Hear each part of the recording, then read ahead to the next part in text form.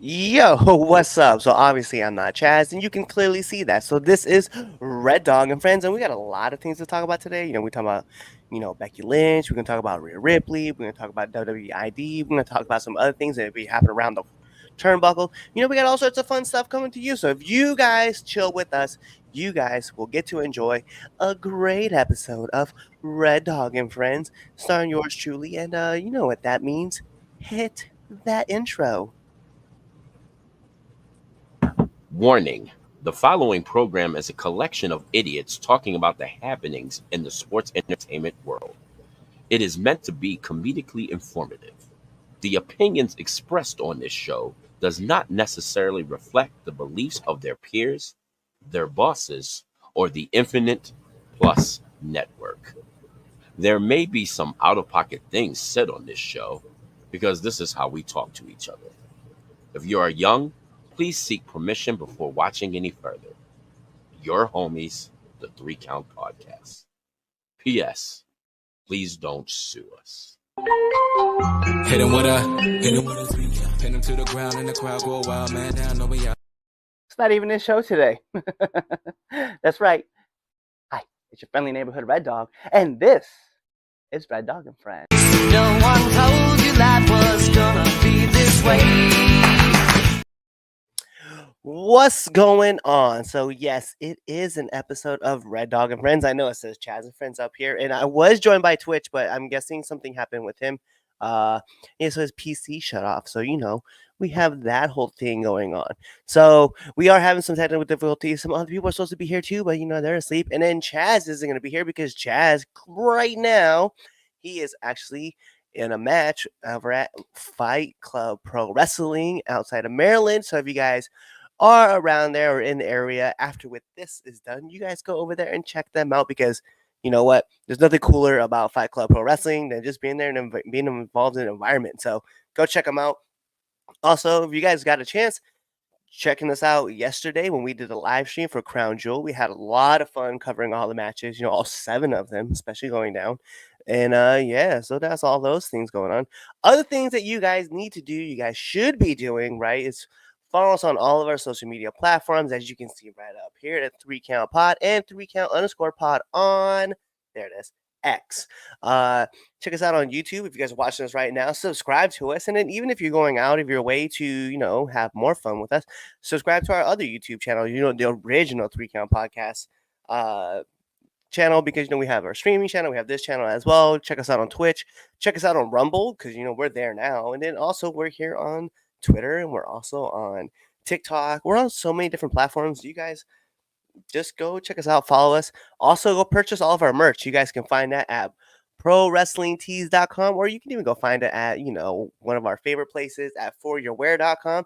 We have all of our merch up there, so you can check out Pure Ignorance. You guys can check out my merch there. For Red Dog, if you guys go to Pro Wrestling Tees, you can find the 3 Count Podcast. You can find Pure Ignorance. You can find Red Dog. You can also find us on a lot of other different places. So it's been kind of crazy. It's kind of a fun little journey.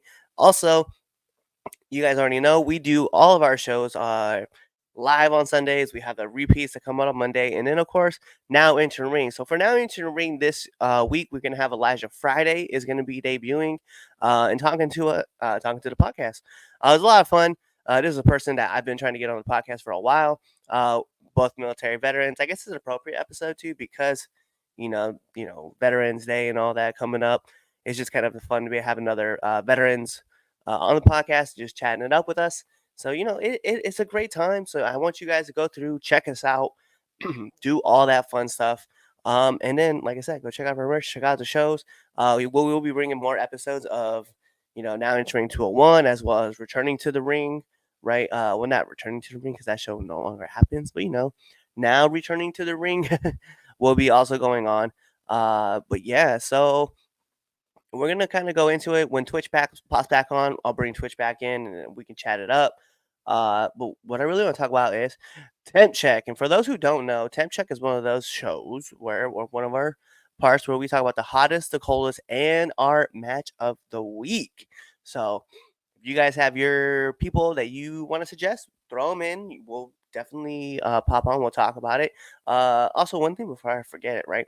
You guys see that little logo right down there? Yeah, that's the Infinite Plus. So, hi, we took over your TV. I know you're watching some show with, some movie or maybe some rapper that you thoroughly enjoy, but we're here and we took over, and I took over, and so yeah, that's it. So anyway, let's hop into hottest wrestler, coldest wrestler, and as well as match of the week, right? So for me, because no one else is here, I can't tell them. Let's go with my hottest wrestler of the week. And I think it goes without saying, the new Bloodline, right? I know everybody refers to him as the Bloodline because the OTC and all that Roman Reigns. Yeah, but Solo Sikoa, Tama Tonga, and Jacob Fatu taking it to the Bloodline, right? The old Bloodline. It was a great match. It was a lot of fun to watch. But Jacob Fatu clearly is just a star, just breaking out. We who've been watching him, and I don't want to sound like one of those wrestling fans, been watching it for a while. When he was at MLW, we just all knew he was a star. He was just gonna take time, and he was just gonna explode, and he did. He's just gone through everything, and I'm so proud of him, so happy for him, and just to watch him continue to work and stuff. It's been really great. Uh, we're gonna keep the joke continuing, right? So when it comes to coldest wrestler of the week, this man right here, Chris Jericho. This is just a running joke. It's just the thing that's gonna be. And I guess I'll just put him up here, right? It is what it is. But put him down. Match of the week, though, I will have to say my match of the week. There's a lot, but Crown Jewel definitely had a lot of fun matches going on. One of my favorites, and I don't know how popular it is, will be you guys, but Bronson Reed and Seth Rollins definitely stole the show. I thought the match was great. It was well put together. Seth hadn't won a match since like January or something like that. I think I remember reading. And then, Bronson Reed is, he still comes off as a monster, and it took everything that they could to finish that man off. And, he doesn't come out hurt in this situation. So I was definitely happy to see him. Definitely excited to see the things that he was doing. So it is what it is. So that's my pick. And like I said, when Twitch pops back on, I'll have him give his hottest and coldest of the week. But I want to run through you guys' comments really quick. What's up, Justin? It's good to see you. So no Chaz and Friends. It is actually Red Dog and Friends, but Twitch's computer decided it needed to shut off, so he's restarting it. He's popping back on, and it literally happened as I was as I was going through the intro. I watched his screen just drop down, and he was just like, "Yo, I'm sorry, my PC just shut off. I'm restarting it right now." So he'll be back on here in a couple seconds. He says, "I want to give my dumbass of the week nomination." Perfectly can, because we'll be talking about that in a little bit. And then Bronson is a true monster. He really is. He is a monster. He's just a complete badass right now. And let me back up really quick. Watch this. Weep. Hey. And there he is. All right. Now that we are working with a computer that is agreeing with me. Hi, buddy. Hey. So it's funny because like your microphone still keeps cutting in and out every once in a while. But if you guys don't know, you guys see him right next to me. Right there, it is Lord Twitch of the House of Graves. And maybe later today we'll be being joined here soon by the Dark Lord himself will show up, right? Damien Fatale. He just texted in the group chat that he's like, I'm 2 minutes away. So we'll see. But no, so we're still talking about temp check. I gave up mine, which was the new bloodline. Like, I just got to call it that because the old bloodline is cool, but the new bloodline is, they clearly, Chris Jericho, as always, gotta say the coldest. And then, of course, match of the week, I said Bronson Reed and, Seth Rollins. Okay. So, hottest, I agree with you, Bloodline 2.0, because they're just killing it right now. Coldest, I got into an argument about this earlier this week. Nikita Lyons. If you saw the match from NXT this week, you understand why I say that. Match of the week. Okay. Let's go with So my match of the week is a tie, because if you want good storytelling, Bloodline versus Bloodline. If you want wrestling at its finest, Cody and Gunther. Mm. Mm-hmm. I tried very hard not to pick something from Crown Jewel, but this is the first time I was honestly I was happy with Crown Jewel. Like, the matches were solid. There was a little bit of weird shit going on, but what can you do? Yeah. No, like there was a couple moments in there too when I was watching, and I was like, we when we were on the live, we were like, whoa, like that just didn't that really didn't make sense. It didn't like that, and I'll put it out there, man. Like, one of the moments too was Cody's roll up pin. Spoiler for those who didn't know, Cody's roll up pin on Gunther. Like, I didn't really like that. I was like, I understand, like, you want to keep both champions kind of strong, right? And call it like you threw everything in the kitchen sink to get this job done. But I was like, I'm not here with it. I'm not here with it. I don't really care. I was like, Cody hit like two crossroads and still couldn't get the pin. Gunther hit the power bomb. Like, all right, whatever, bro. Like, it is what it is at that point. Apparently that was a shout out to Bret Hart from when he got his foot in the corner and pushed back and rolled over for the pin. But no, I agree with you. I wasn't a fan of that. The ref randomly stopping the count, and them saying Jimmy broke it up when it's very obvious he didn't. Like, yeah. He didn't get there. He didn't get there for that moment. Not at all. Really quick. So some of the nominations for Domestic of the Week's already been getting put in. So 411 Mania, IWC, who complained for years and years about Raw being for 3 hours. Now they're complaining that they are not for 3 hours. Yeah, it's funny. You can never make anybody happy, especially in this time frame. It is what it is. KO, as far as hottest wrestlers, can KO and Orton be match of the week, even though it was an official match? Yes. Hey, I'll give it moment. Yeah, because they definitely, just that little bit was great to see. The previous comment was paid by Samoan World Order. Yep, the check is in the mail from what I was told. Yeah. And Davari just getting messed up. Bro. Poor Davari. Davari, and then also not even just Davari, but Adam Pearce, because it's just like great storytelling when he wrote the check and the check was double the amount of the original fine. And he's like, yeah, just in case I do it again, or he's like, when I do it again, and then we saw it happen at Crown Jewel, and I was like, hey, he already covered that fine, bro. He was just on borrowed time to the show. Yeah, pretty much. Cody gets the Roman treatment. How many matches did he win with one spear or one Superman punch? I don't think the problem I have with Cody hitting so many of the crossroads is that's his finisher, and it's something that and I know Mr. Golden, you're going to say something about it too. But Baron and Scott Hall were very protective about their finisher. Like, they're not going to hit it unless it means something. And for Cody to hit 6 of them in a match, right, and not be able to put his weight, it's not much of a finisher then at that point. It's just something that's it's a signature move now at this point.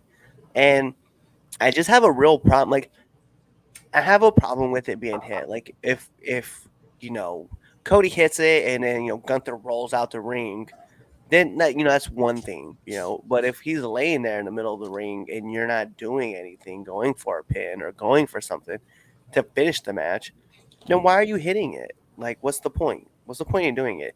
Roman's Superman punch is one thing. Him hitting the spear, though, he would hit the spear on a bunch of people and finish matches with it. So at this point, I'm just kind of I'm kind of over Cody, continually trying to do the spear. And with that being said, the supervillain has joined us. Somebody made a comment, I forget where I saw it, saying that WWE needs to start talking to people about protecting their finishers more. Because like you were saying about Cody doing 12 fucking crossroads in a match. How many times did you see Seth Rollins do the stomp? Granted, it was on Bronson Reed, but like even That's that's what? it was like 4 It was, times. it was like 3 or 4 times, right? Yeah. What's the question? So I'm no, we're just totally lost. so there was a statement that was made about Cody getting the treatment, the Roman treatment, and how many matches did he win with one spear or with one Superman punch? And with that being fair, I was like, Cody hitting the crossroads like numerous times and like not winning it with one crossroads really kind of takes away the idea of having like a good finisher. It's like I had brought up Scott Hall and and Baron Corbin, right? Like we're very, very protective about their finisher. Like they're not hitting it unless it means something if they're winning the match with it. So to hit so many moves so many times one move, like it doesn't make sense. Like at that point, it's like if you're telling it in the story aspect, like Cody hits a crossroads, Gunther rolls out the ring, like that's one thing that happens, right? But if you're hitting a crossroad and you're picking a person up and you hit him again, and you're picking him up and you hit him again, so you got to hit your finisher 3 times just to get one win. Like this isn't WWE 2K. Like you're just not getting those kickouts. I guess my opinion on that is that it's because of the indie scene. No. That's, to be honest, that's what a lot of people do on the indies. Like they will constantly they think it's fanfare, but it makes them, like you said, their finisher look sweet. Yeah. So like, I don't know. It's one of those things where hopefully it dies away eventually. Hopefully. Yeah.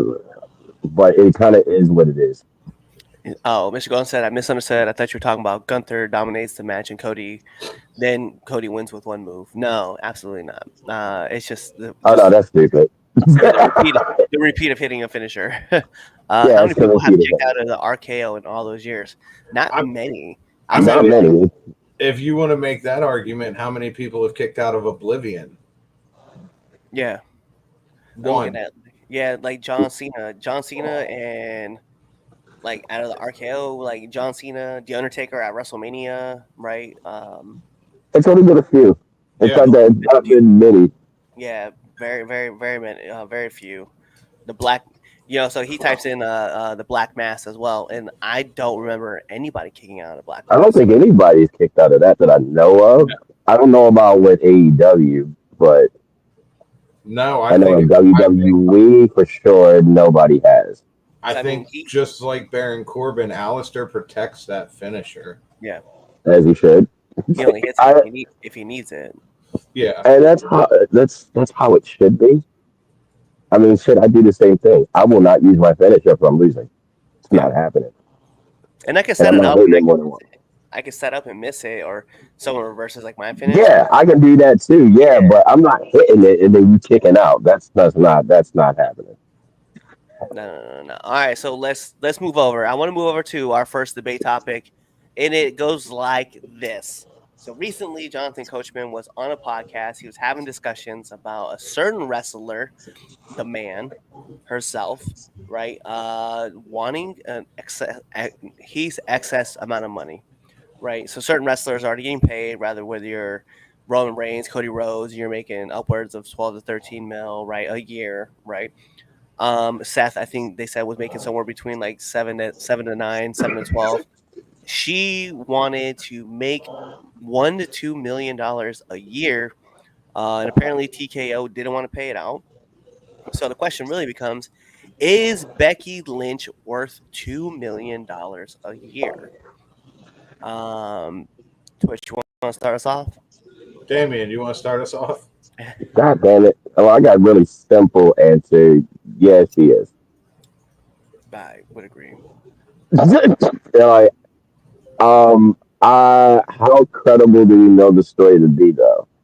Is it 100% credible? Well, Coach said it on a podcast, and we know how Coach is still tied up with everybody in the E. True. I mean, if it's true, I mean, maybe that's what they're working out. That's probably why we haven't seen her on TV, which means that she's trying to work it out, which is good because she hasn't gone anywhere else. Yeah. So I don't know, maybe they're trying to figure it out. But yeah, I think she's worth that 2 million price tag. Like hands down. Like give it to her. It's not like she hasn't earned it. Exactly. So I think TKO needs to get off their ass and pay that 2 mil. Yeah. What'd you say, Twitch? 1 to 1.5. 2 million, no. 1 to 1.5, yeah, I'll give you that. 2 million, no. Because what have we seen from you lately? When I have all this other talent down in NXT that I can pick and choose from that aren't going to want $2 million a year. I think you're a $1 million a year person, maybe 1 to 1.5. Like I said, $2 million when we're still trying to keep other people, no.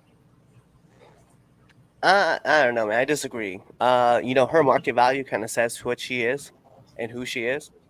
I think when you clearly see like she was at WrestleMania, she was, we talked about her match. She's main event at WrestleMania. We've seen her, become a Grand Slam champion. Her name is talked about among like all the wrestlers. Hell, on this podcast, we brought her. Where did we put her again? Like I can't remember where we put her, but she was in like pretty the top decently up 5 there. greatest wrestlers since 2000. Like we had her ranked really high. I think she's worth it. I think 2 mil is a flip in a cup, man, for someone like TKO. And I get it, right? But you built this women's division up. You have a lot of great talent to it. But now that talent is starting to get more exposure. You're gonna have to pony up. My argument to that is if you have Becky at $2 million a year, and then let's say you have Charlotte come back, and Charlotte's like, "Oh, I want $3 million a year." Becky's getting 2. Why can't I get 3? Who And I says would that tell she her ain't this. getting 3? Who said she's not getting 3 now? Huh? I said, who said Charlotte's not getting paid more than Becky is now? You get what I'm saying though, but like if she's like, "Oh, well now Becky's making more than me. Now I want to make more than Becky again." Like then you're just And I would go, if I was the E, all I would say is, okay, well, while you were injured, we relied heavily on Becky, and Becky has shown her worth to us. So you need to come back and you need to come back up for that new contract. Like you want that contract. If anything, I thought you were going to go this route, so I was going to agree with you. But like the next person that puts up the move is Bianca, and if Bianca was be like, "Yo, I want 2.25," hey, that's the person you're building the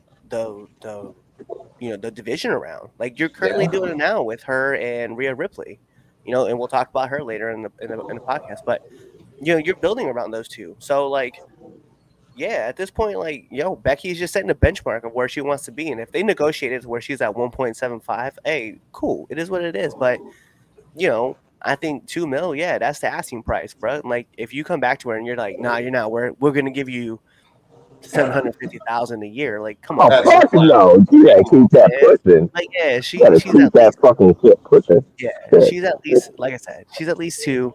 You ask for her on the show.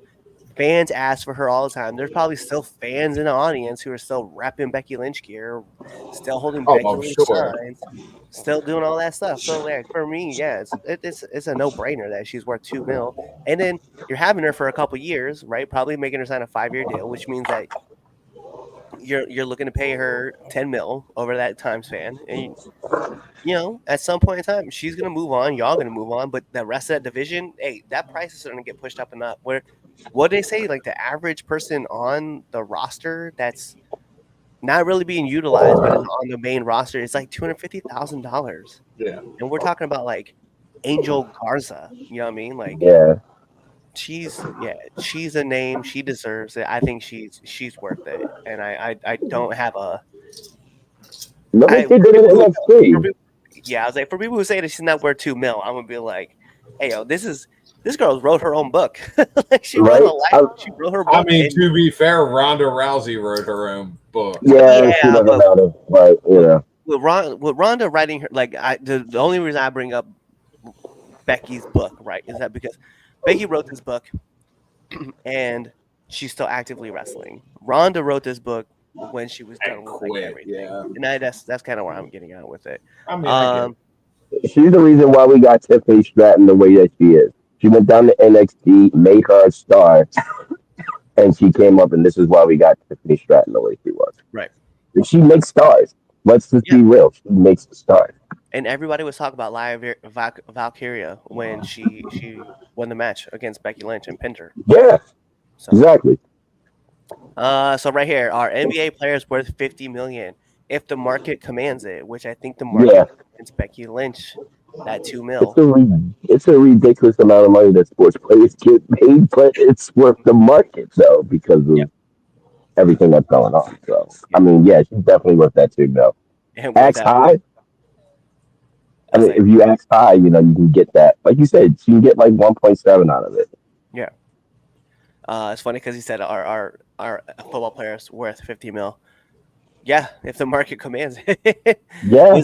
Dak Prescott got like that ridiculous amount of money. My man hasn't even been to a Super Bowl yet, man. This man just sorry for all you Cowboy fans out there who are gonna be upset when they say he's just stealing money. And some players are. So you got some players that are just like, it's ridiculous how much sports players get paid. You're just taking compared to wrestlers. It's not even. Look at baseball players. Yeah, baseball players, dude. Baseball players get paid a shit ton. Yeah, so I think, but what's funny too is that like with that NBA PA and NFL PA, MLB PA, right, all the player association leagues and stuff, they're arguing all those points. There's not a union for like wrestlers, right? So like the WWE, I think they said at one point in time we're only paying like 19% of their budget to the wrestlers.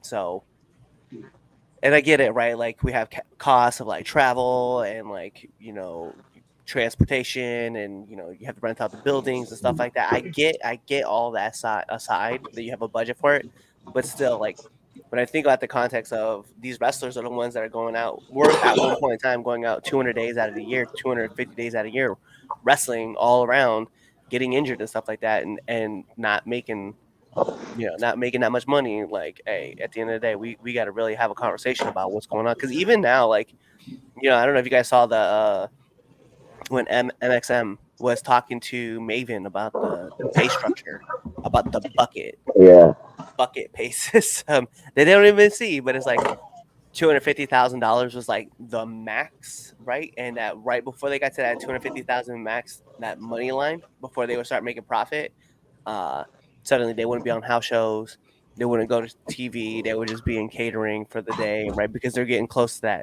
that money line. So they wouldn't want them to get it. So yeah, that's all that, man. That's what's crazy. Let me go through here. They're worth whatever they are paid. I don't agree with the crazy contracts though. But yeah. Who's more talented, Becky? Who's more talented than Becky other than RHEA? I'll be honest. You already said one name right there, Bianca Belair.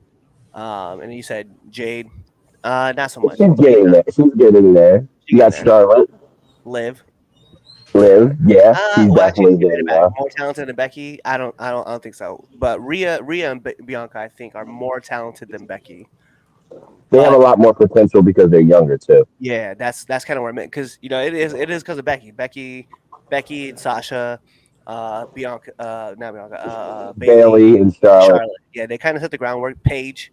I know we don't really talk about Soraya. We gotta give her flowers on that. She's the reason why it broke wide open the way that it did. And AJ Lee, definitely. You know, I think of those six like blazed the trail to like help get all these girls where they are. I guess I have to throw in the Bella, because they were kind of a part of that, and so was Alicia Fox. Yeah.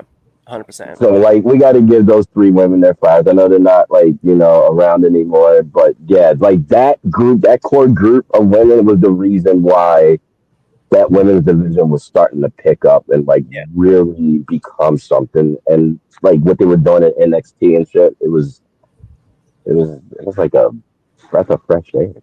Yeah, and that's what I'm saying. Like when it comes to being talented, I mean, it is Bianca and RHEA. I definitely think are more talented than Becky, but Becky said the groundwork, definitely pushed levels up above everybody. So I have to go with that route. Well, we're gonna move into our favorite segment of the 3 Count Podcast, which Damien, here we go.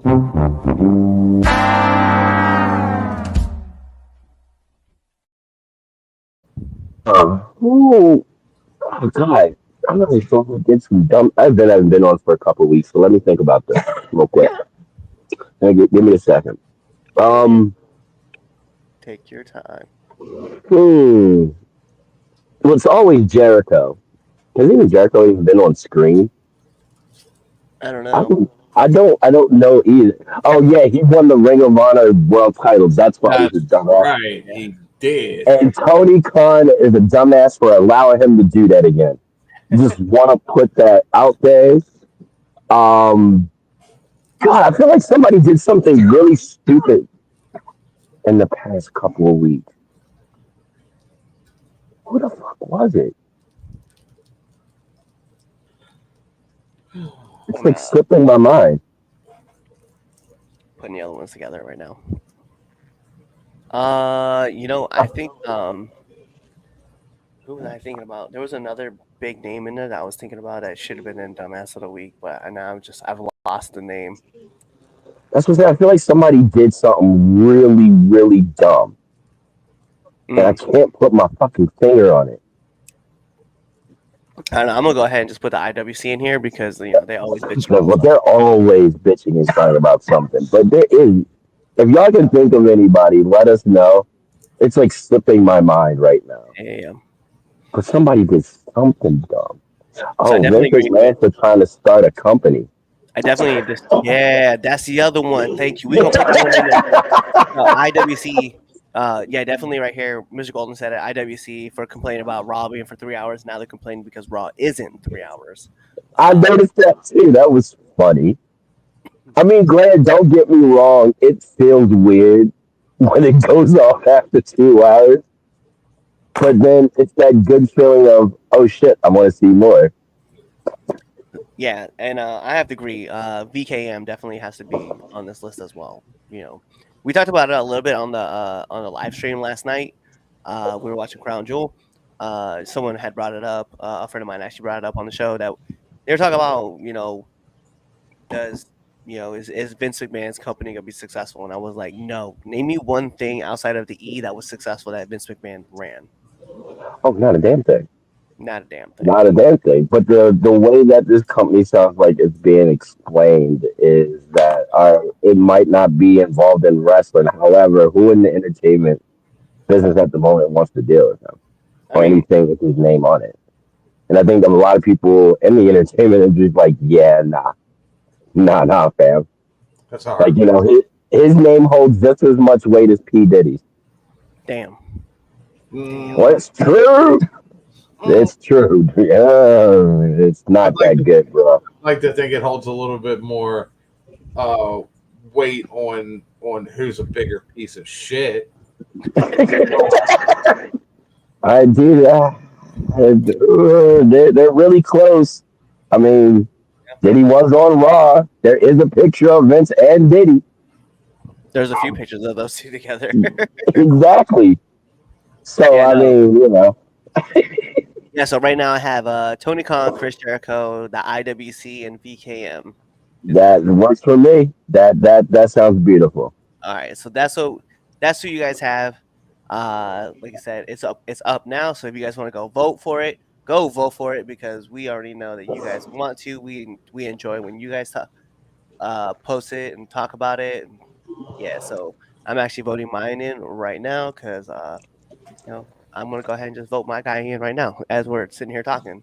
Um, there's your dumbasses of the week. Let me move over here. Okay, so let's jump into our next debate topic. Right, this is one that's it's not controversial. I didn't think of it as controversial, but apparently it is super controversial. Going through the IWC, and a lot of people have a lot of opinions on this that I don't want to sound like a jerk when I say this, that aren't in the business, right? So let's talk about it, man. Is WWE ID a good thing? And for those who are wondering what WWE ID is, if you remember a couple years ago, WWE started the NIL, right? Next in line. This was a Fucking program awesome that ass they had that program. was going to have their people push into the PC, the performance center, and they were going to start developing all these kids that were coming out of college that had potential and working their way up through the system. Now, obviously, WWE kind of sees the thing with WWID. And even before WWID, WWE ran this idea once before, and we saw this happen with WWE NXT UK. I bring that up because all the wrestlers were told that they could go sign and they could still perform outside in the indie scene and do all this stuff and blah blah blah blah blah blah blah. But what ended up happening was not that. All the wrestlers that got signed were only approved to wrestle at certain places with the WWE that was approved, which wasn't really any of them. I think there was like maybe one or two. There was like a few, Yeah, but not a lot. they had to there was a lot of like legality Red that was tape. going on with it. Yeah, a lot of Um, red tape. They couldn't lose if they were a champion. I think they couldn't lose. Period. yeah, They, like you said, they couldn't go on another company that had some kind of streaming if they were on a streaming service, right. or a TV deal of any kind. It was like Had very red tape. strenuous and weird. But Yeah, for me, that sounds like that was a Vince thing. yeah. I guess I'll So go first. yeah. Go ahead. Lead us off.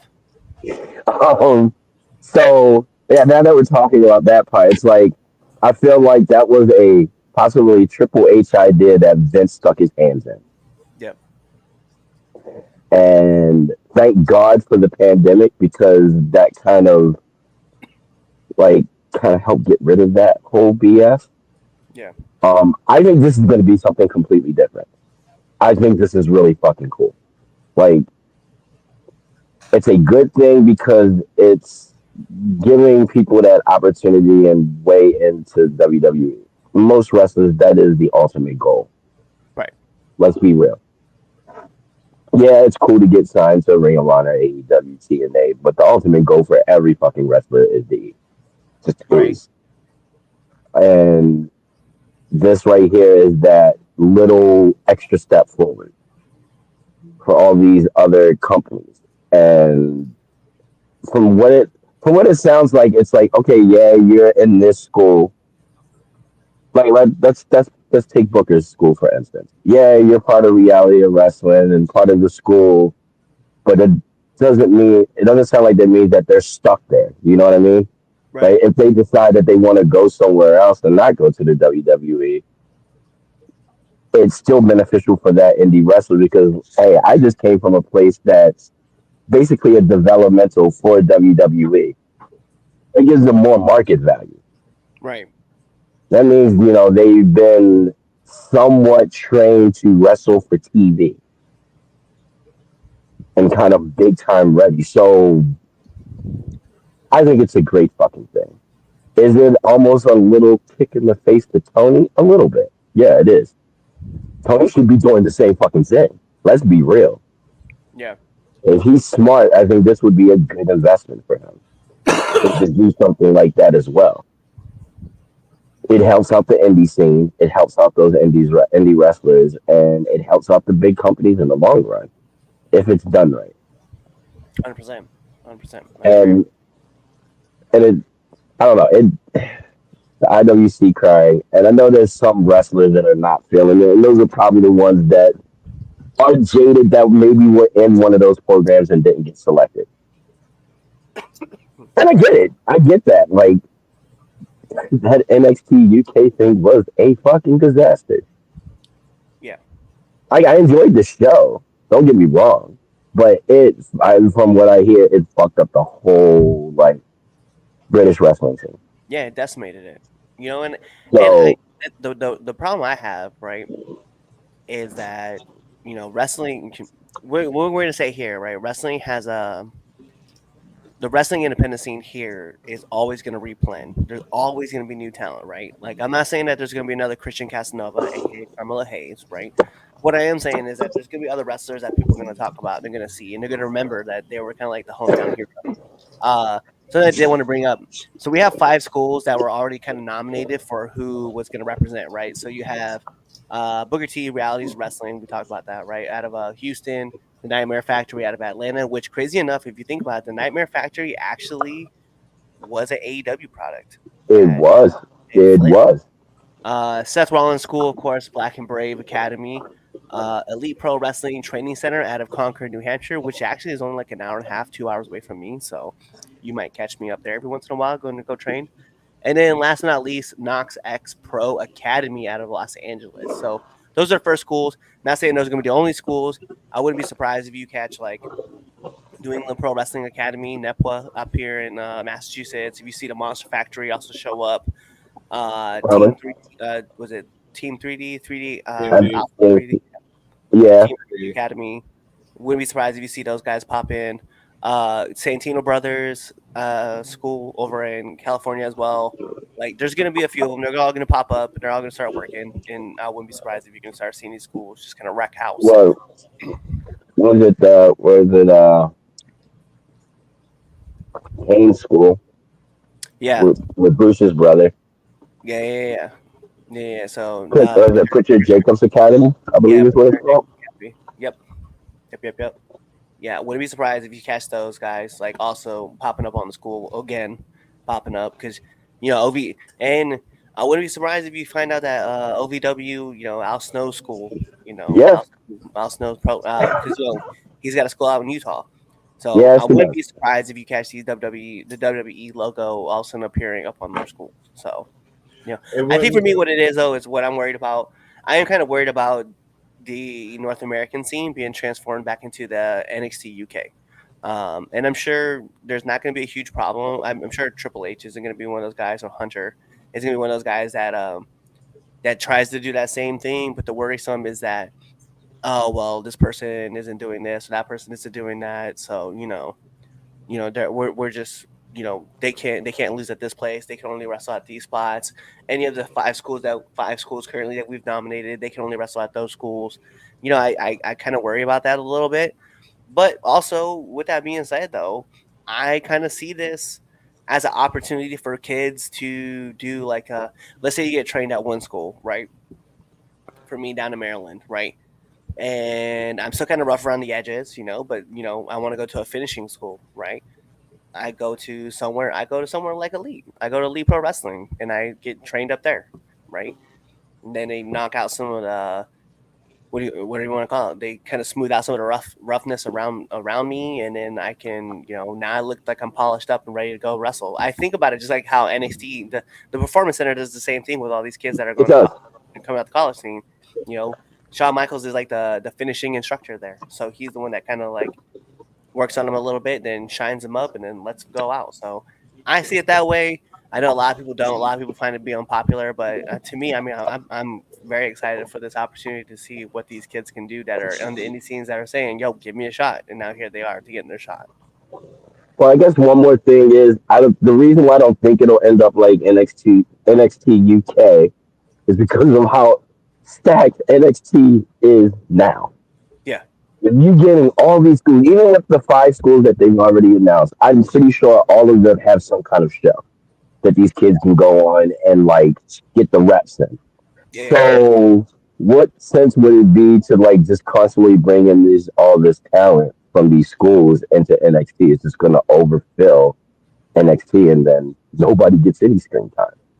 I don't see them making the same mistake twice, especially when they don't have the person that makes the same mistake twice. Yeah. In the chair. So, like, I don't know. I think we're in for something special. Go ahead, Twitch. My bad. I feel like we're all on the same page with this. As long as it doesn't end up as NXT UK, it's a good thing. I think as long as they honor their word of, okay, you can go wrestle other places, it'll be a good thing. I haven't done much research on it. I would like to do a bit more to see like what other, like you were talking about, Cliff, with other schools popping up. Like, it would be interesting to see what schools pop up on this list. I'm kind of in the middle right now. I don't think it's a bad thing. I don't think it's a fully good thing because we've seen them do this before, like you guys have said with NXT UK, and it decimated the British wrestling scene. So I feel like as long as they honor their side of the deal, it should be relatively good. Well, they kind of did it too before when they had like Ohio Valley Wrestling and that other school. What the fuck is that other school they had? Yeah. And I think those kids were kind of locked in those places. I don't think they really could go anywhere else to go wrestle. Okay. Again, both times, who was in charge? Yeah.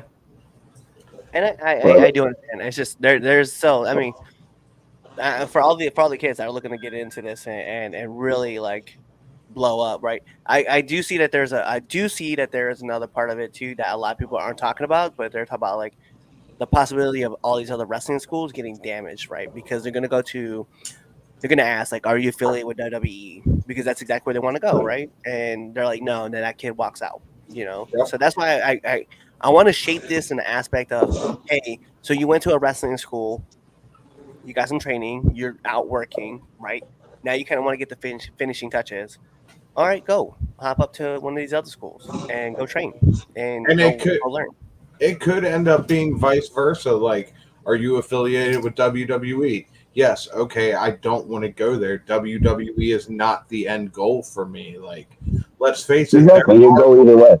There are wrestlers out there that WWE is not their, like, there are wrestlers out there that would be okay being signed to TNA or MLW or, any of these other promotions. Like, WWE is not the end goal anymore.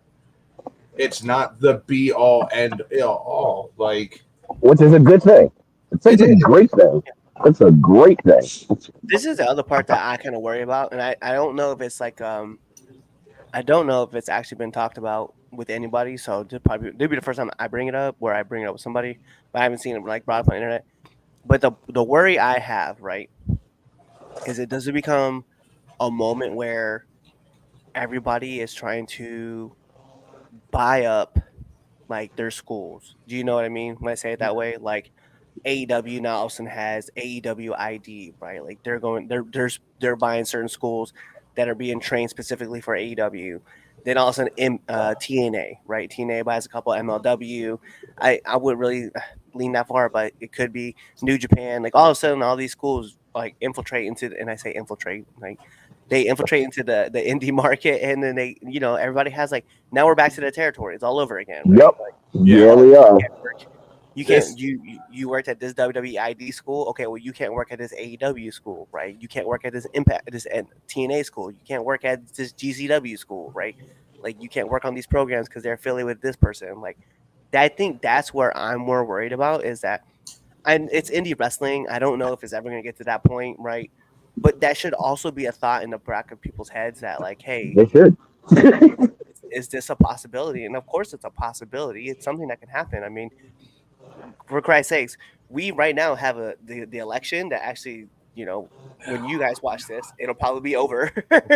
But, we talk about the two big candidates, but everybody kind of forgets that there's third parties out there too that you can vote for. And right now, like, that's what I'm saying, like WWE, AEW all of a sudden starts going through and getting schools, and then all of a sudden, Impact or TNA picks up a couple schools, and then MLW picks up a couple schools, and then New Japan picks up a couple schools from the Midwest and the East Coast, right? Like it just grows, and like now we're all of us are looking around like, oh well, now I want to go train at this place, but I can't go train with them because, they might mess up my shot of going to this place, right? So like I don't know, I'm not saying it's gonna get to that point. It could though. That is a huge possibility that could happen. Not to be that guy or anything like that, but history often repeats itself in a much worse fashion. That is true. Yeah. But then again, all of a sudden I'll see AEW had their ID program as well, and one of the schools is Maryland Championship Wrestling. I'm just like, that was a WWE school, right? Maryland Championship Wrestling, Gangrel Wrestling Academy. Gangrels, yes, Gangrels Academy. I'm surprised that wasn't one of the schools that was first announced. I think it's because he's done stuff for AEW. Yeah, there's a possibility. But then again, I mean, I'd call them a hypocrite because I mean, the Nightmare Factory legitimately started Yeah, it From was. pretty personally for AEW. AEW. Like AEW, like at one point in time, I remember AEW had what they had like it was like 40 or 50% of their kids were on Nightmare Factory. Elevation. They're on AEW Dark and Yeah. AEW Dark Elevation.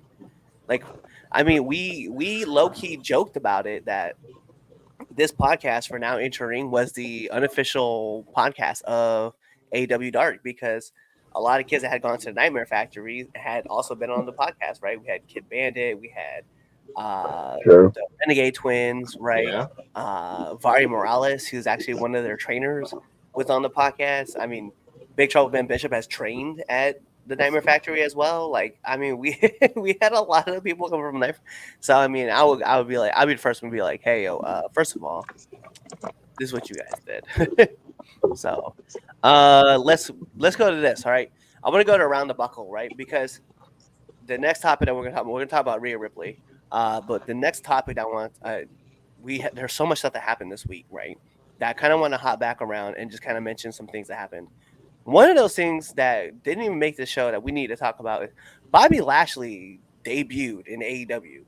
That is fact. Like him and Swerve like threw hands. Yes, they did. Good. He's there. It Mind looks you, good. and another, yeah, he did. And another part too that we're not talking about, and we didn't talk about it in the last couple of weeks, is that the reemergence of Shelton Benjamin. Like, I heard that the two matches he had were actually fire. I didn't get a chance to check them out, of course, I did not expect but Shelton Benjamin to come back and be such a dominant force. Like, why not? It's Shelton Benjamin. I understand that, but from what You I don't give him his flowers. That's Shut the up. thing. Look here, shut up. Don't get me started with you. With that fake fur jacket you're wearing. It's because I don't kill animals. You damn right it's fake. Well, they're tasty, you should. Wow. Hey, it's Stop it, hunting okay? season. We're not talking. That's the listen, redneck talking. Chill, bro. So, but based off of, like, I understand him in the world's greatest tag team. He was the standout star in that. His solo run with Mama Benjamin and all of that was fucking great. But I feel like you never really got to see just how good of a wrestler Shelton Benjamin really is. Like, you did a little, but like not like this. I feel like this is like his second wind, and he has stepped up and stepped out. I can understand. I disagree. I knew Sorry. you would, but Every ladder match that he was in the E, he was the ladder matches, and I don't disagree with and that. he showed his ass in those matches. I And mean, The shit with the hurt business. here's where I'm gonna push back, right? Because of the way he did things in the ladder matches, I felt like he became the ladder match guy, and Sure. that wasn't fair for him. Now we want to talk about matches where it was just Shelton Benjamin and the way he showed up and showed out. Look at his match against Triple H when he first showed up, and he had to make a name for himself, right? We talk about the match with Shawn Michaels. That's what I was getting ready to bring up. That was epic. Yeah, it was an epic match, right? He's had a lot of great matches where he's just put it down. But I agree, Twitch. Like, his match with Leo Rush was fire, and this match that he had a match with Sammy Guevara, and Sammy Guevara and him like tore the house down. And then you look back at the match with him and Swerve. Like, yeah, they put in some work, and he's definitely showing up and showing out. And of course, he was supposed to be at Ase as well. So Shelton Benjamin he's fire, bro. And I'm so glad that we're getting more of Shelton Benjamin, and hopefully we will, but hopefully we're not going to dick this up to the point where we're going to be like, oh, Shelton Benjamin is just another side character in the Hurt Business again, where you have to get by Shelton Benjamin to get to Bobby Lashley. I want Shelton Benjamin to have a run and to show people like, yeah, he's still that dude, and he's still that guy that's putting in this work. We can cross our fingers Facts. because I mean, there's more people that I want to see Shelton face in AEW than I want to see Bobby Lashley face Yeah. in AEW. If I'm going to be honest, I feel like that's pretty accurate. and I feel like they're like, I feel like I understand why they put Lashley and Swerve together, but they should have waited. Yeah. I feel like they're giving way too much too soon. Well, I think And then, there was like a plan for it all, and now it's all just kind of got thrown to the rails because of what was it? Their last pay-per-view, Wrestle Dream, when it had all the returns. I think you're supposed to introduce each person step by step, and then it was supposed to lead to something bigger. But because of obvious situations with Cole and Garcia, and they're like, yeah, we're not going to do this right now, and they kind of just threw a wrench in everything. I mean, I get it. I'm just afraid that like we're gonna get this huge, cool ass story, and then it's like, all right, what's next? Yeah, and that's the problem, is that you have to have that plan in place for at least the next 6 to 8 months for these guys to wrestle. Because if you burn up all your stuff right off the rip, like, we got nothing. And I feel like, it goes back to when I keep talking about it. My problem with booking champions is just like, you didn't even set up the rest of the roster for the just in case factors of things that are happening. I will put this out there. Speaking of returns and reemergences and revitalizations, or whatever we want to call it, JBL has been dominant all over the indie scene. I'm so sad that he caused Joe Henry the title. Yep. Oh, yeah, and he was on in TNA too. Yeah. So, yeah, I'm here for it all. Fire. I am too. There's also, I don't know if you guys saw recently, GCW had an event. It was like a deathmatch event, and there's a group, Bussy, right? Well, formerly Bussy, Effie and Alley Catch. They were a tag team. Recently, Alley turned. But the justification that she gave, and you guys can go check it out on Twitter if you guys want to.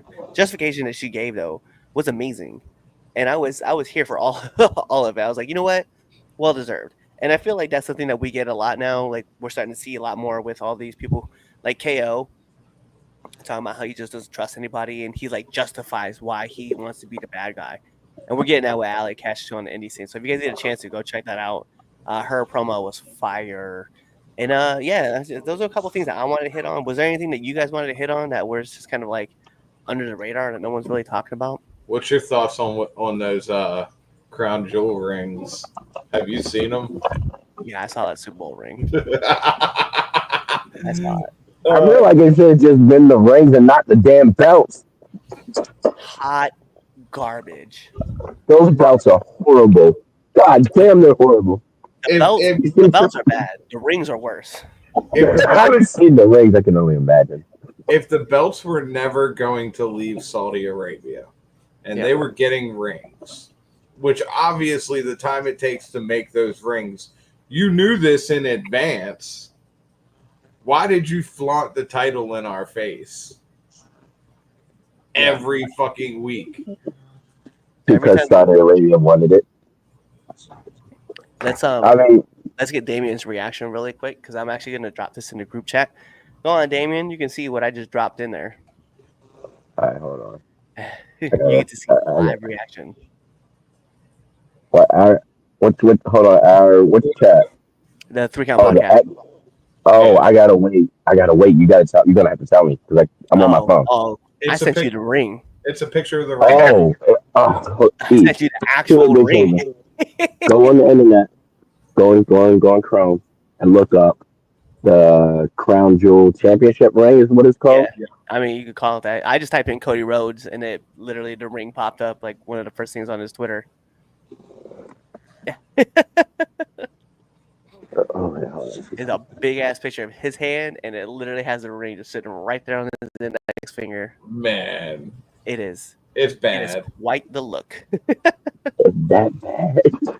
Oh, it's bad. It's that bad, bro. I'll describe it to you. Here, hold on, and then you'll see it for yourself. It literally has. Here it is. The fuck is that? Ah, you know what? The women's looks better. Men's looks better than the. What the hell is that? About ring? 143 diamonds. Oh wait, you're looking at the. Are you looking at the titles, or are you looking at the ring? No, I'm looking at the rings. I got. There's a picture of Cody and Liv sporting the Yeah. ring. That's what Okay. I'm looking at. Yeah, that is ugly. Oh, that is ugly. Oh, I thought they would have done better than that. I love the fact that it just says like WWE champion across it with the ring. Oh, that is horrible. Yeah. Actually, you know what? I have it. I think I have it saved to my phone. So let me do this real quick. For you guys who are watching this live, let me see if I can actually drop this in here real quick. And then you guys can laugh about it too. So Right. It looks like the Super Bowl ring. it does. You're right. It does. That's what they got to take instead of the title. What do you think? Oh, you're a girl. That's why. Dang. Well, all right. Well, I don't know. It could be. I don't know. The details so fine. I mean, the detail is pretty nice. There's a lot of fucking jewels in it, though. 143 diamonds. 143 diamonds. Yep. That's a lot. Yeah. A lot of diamonds. Better in person. It might look better in person. I feel like maybe the picture's not doing it justice. That title don't look better in person, I though. don't know. Did you That see ring Triple right H? there, that right there is not. It's almost as big as his watch. Yeah. Not here for it. That's a nice. I like that Rolex. Yeah. I like the Rolex too. But that ring. I like the wedding band too. That wedding band is tight. I like his wedding band. That is dope. I don't care what anybody got to say. He got the Illuminati tattooed on his finger. No, it's not. He might. That's the topic for next week. Is Cody Rhodes part of the Illuminati? Is this it? Yo, okay, so I'm gonna move this over to the next topic, and then I'm gonna let Twitch lead this off. But so recently, it was discussed that Rhea Ripley has had a fracture in her. Was it her orbital socket or the part of the skull? Yeah, over the bump. So she's injured indefinitely. Not quite sure how long it's gonna be. Right? Maybe she's a fast healer. She'll show up at War Games. I don't know. The Rumble, WrestleMania. Who knows? But the question is, does Rhea Ripley's injury hurt the women's division? And Twitch, I'm gonna let you lead this off, and then I'll be right back. No. I don't think it does. And there's a few reasons I say that. A, we're seeing women in death matches against men in this current point. Roll your eyes, Damien. Get over You're right, though. You're right. You're right. You're not wrong. You're right. As far as the women's division for like Raw and SmackDown go, I don't, because we have such a stacked women's division right now that even if Rhea Ripley is out until, let's say, the Royal Rumble, it gives other people a little bit of a chance to step up and maybe potentially get a storyline started for you that they don't just shove to the side.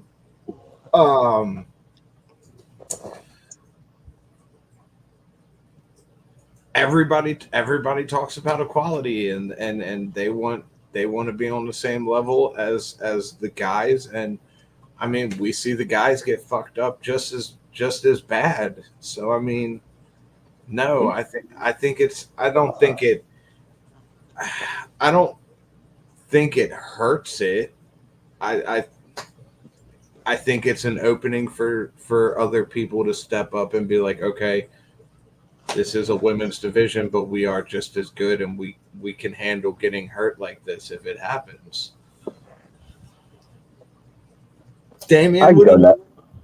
All right, so to piggyback off of what you said, I agree. I don't think it hurts the women's division. This gives Liv an opportunity to really get a nice title run. Let's see what she's made of. Let's see what she can do while her main opponent, or her main threat to her championship and her overall life at the moment, is out on injury. especially that they used her and oh god, I forgot her name already, Raquel, to like take her out. So and they did a number on her. Mm. They did a number on poor Rhea. But like this, like Twitch said, this gives the opportunity for all these other women to be like, all right, yeah, let me step up, let me step my game up, and that way, when Rhea comes back, now she has even more women on that top tier that she can work with. And then so she doesn't have to worry about, all right, what's going to happen after she wrestles Liv Yeah.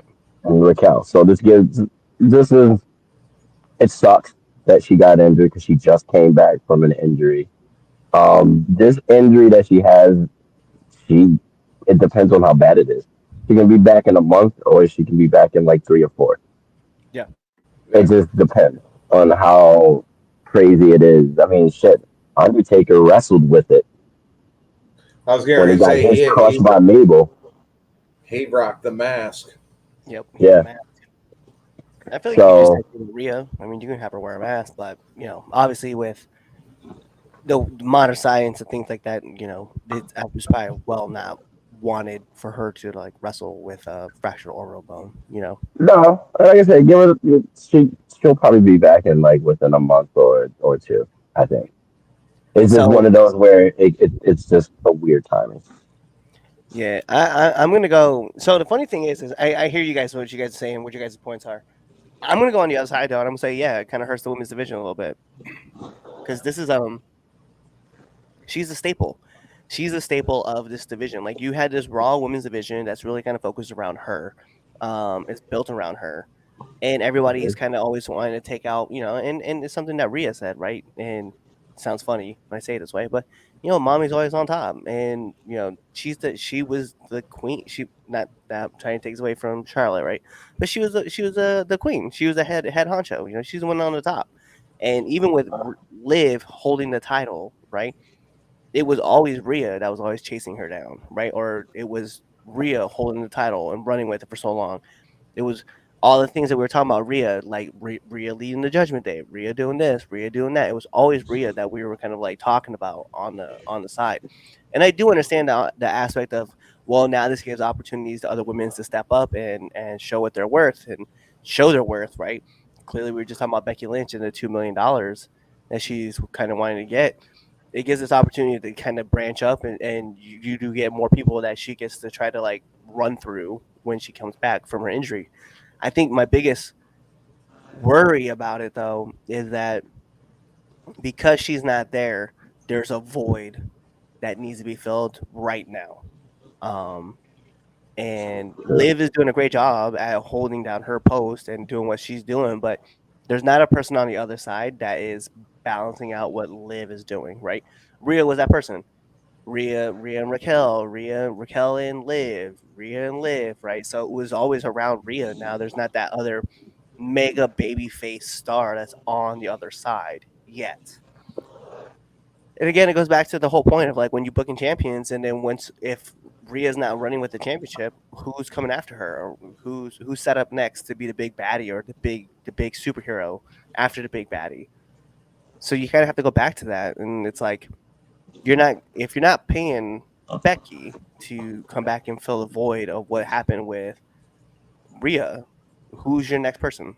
Who are you thinking about putting in to the spot and giving the push to? What are we doing? that is fact.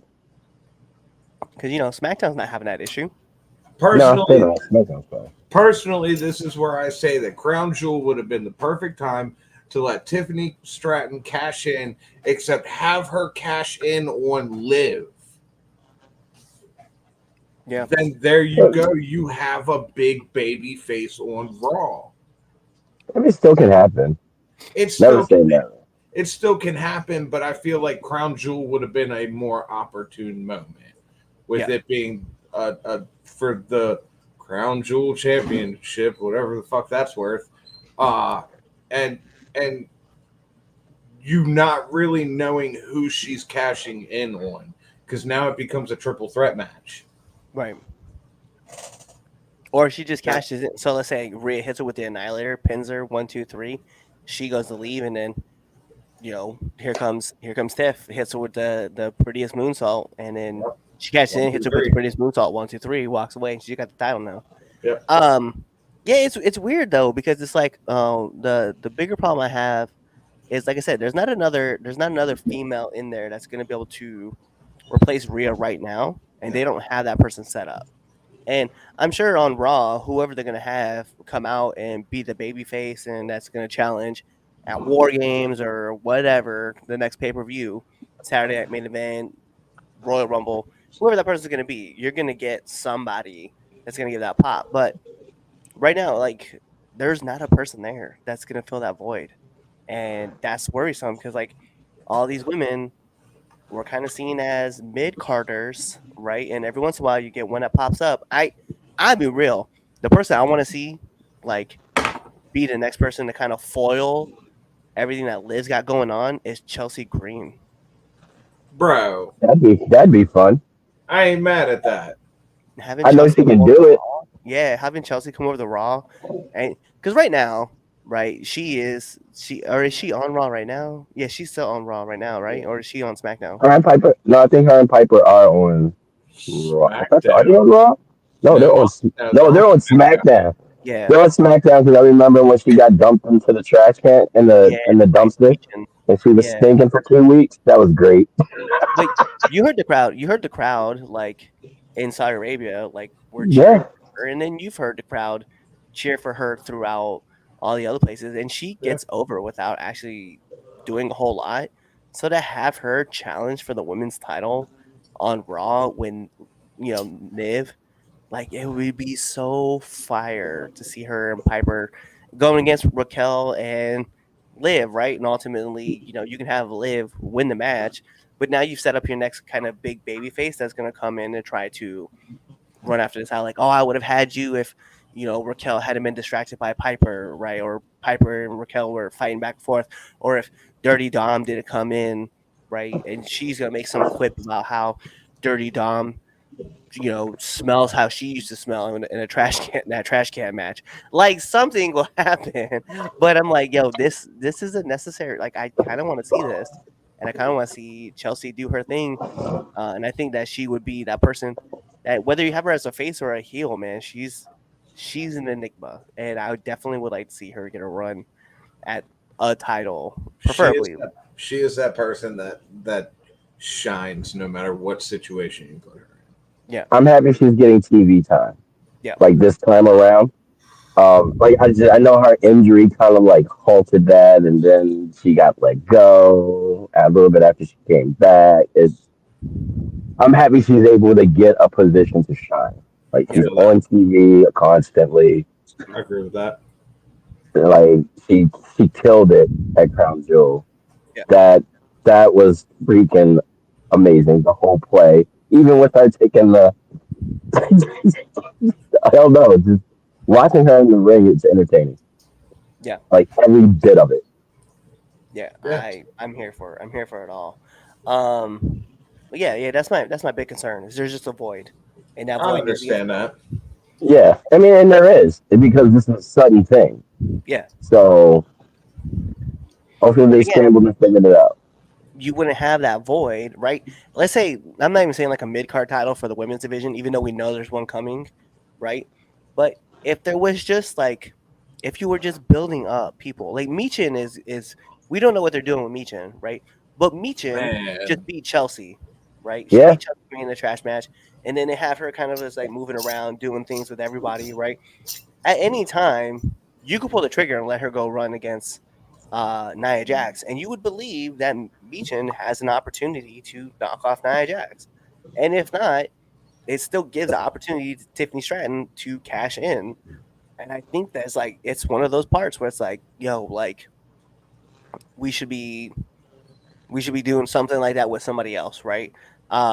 Unfortunately, the person I would have nominated, which actually this goes back to around the turnbuckle, we didn't even talk about this.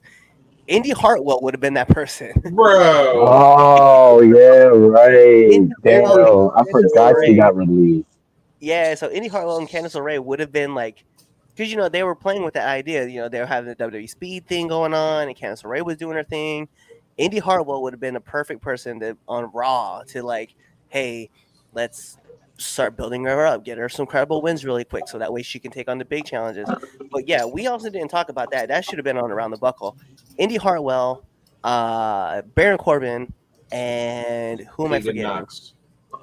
Right, Tegan Knox. All got released from WWE on Friday night, right before SmackDown, and Right.